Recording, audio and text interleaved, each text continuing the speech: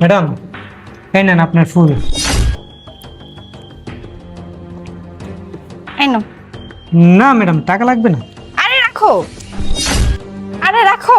আরে এটা আমাকে বাড়িওয়ালার বনে না? দারোয়ানের লগে কি করতেছে?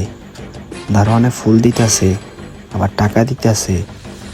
দাঁড়া, আগে একটা ছবি তুললেনি, নাইলে তো বাড়িওয়ালায় আবার বিশ্বাস নাও করতে পারে। এই ওই লোকটা আপনাদের বাসায় দোতলা থাকে না? ওই লোকটা আমাদের ভিডিও করছে। এই এদিকে আসেন। কি কিছু কবি? আপনি আমাদের ভিডিও করলেন কেন? ভিডিও কি লিয়া করছি বুঝোস না?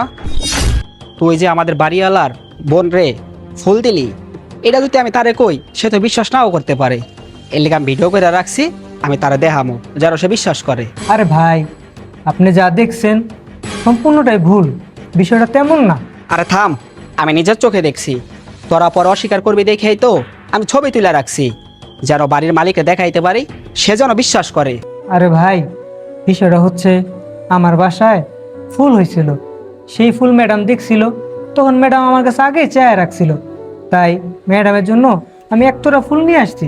ফুল আমার অনেক পছন্দ, আর টাকাটা আমি জোর করেই দিছি, সে নিতে চায় নাই।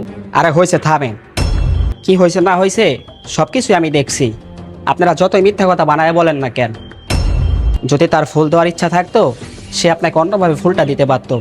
এরকম দরজার সামনে একা একা আপনাকে ফুল দিতে পারতো না। আর আপনি তার হাতে কিভাবে টাকাটা দিচ্ছেন এটাও আমি দেখছি। আপনার যদি টাকা দেওয়ার ইচ্ছা থাকতো আপনি অন্যভাবে টাকা দিতে পারতেন, এভাবে জোরাজুরি করে টাকা দিতেন না। আপনাদের মধ্যে নিশ্চিত কোনো ঘাবলা আছে, এটা আমার মালিককে জানাইতে হইব। আরে বিষয়টা তো এরকম না, আপনি যেরকম ভাবতেছেন বিষয়টা এরকম না। আমি তারে বলছি ফুল এনে দিলে, কারণ ফুল আমার অনেক পছন্দ।